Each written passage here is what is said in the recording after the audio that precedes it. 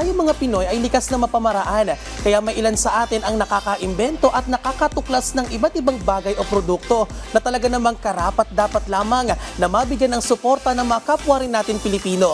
Kaya naman, bilang dating presidente ng Filipino Inventor Society, si Ka Orlando Marquez mismo ang nagsusumikap na ipakilala ang mga produktong gawa mismo ng mga Filipino inventors. Alamin na natin ang kanyang business story dito lamang sa Negosyo Tayo.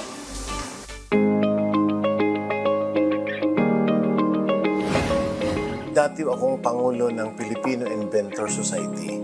Kaya ako po bilang nagmamahal sa aking pagka-Pilipino, ay mahal na mahal ko yung produktong Pilipino na ito pong mga product na nandito sa harap natin ay aprobado ito ng BIPAD, itong mga ginagamit sa katawan ng tao.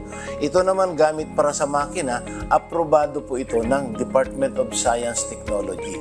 Yung mga invention na ito, lahat po, ito po ay inilabas namin nung ako po ay Pangulo ng Filipino Inventors Society. So itong iba, nadatnang ko na ho itong mga iba, pero hindi pa ganito ang packaging noon. Plastic pa lang na sachet.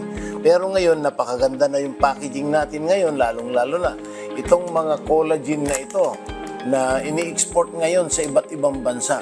Kaya lang ho, gusto ko talagang tulungan ang mga Filipino inventor natin dahil mostly kasi yung mga may pera na gumagamit ng mga dekalidad na mga produkto, pupunta pa sa ibang bansa para lang bumili ng kanilang kape. Diba?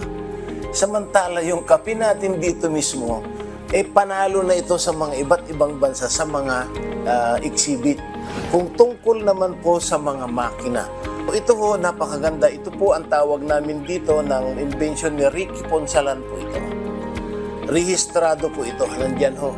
Pag na-treated kasi yung makina mo, nitong langis na ito, kahit maubusan ka ng langis, maubusan ka ng tubig, hindi kakatok ang makina. Ipapakita natin, ano ba yung tinatawag na viscosity ng langis na additive. Ito po ay napakalabnaw na langis, di ba? Makikita nyo. Yan.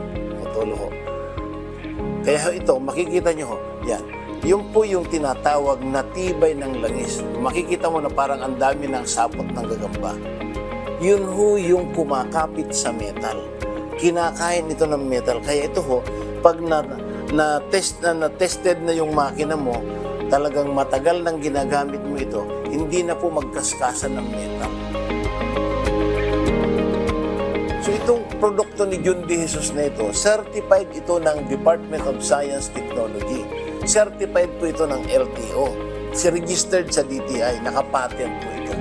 Imbis na ang binibili natin ay imported products, gamitin natin yung mga Filipino invention products. Ang gusto ko ng ating Pangulong Bongbong Marcos, ipinasa na po niya yung batas na Tatak Pinoy Act. Dapat ho, unahin natin ang mga produktong Pilipino na gamitin natin, na ito nga yung pinagmamalaki ng ating Pangulo, na kung kaya lang naman ng mga Pilipino ng mga produktong ito, bakit pa tayo bibili pa sa ibang bansa? Dapat tayo na ho ang magbenta sa ibang bansa dahil marami nating produkto. Yun ho yung panawagan natin. Tara, negosyo tayo.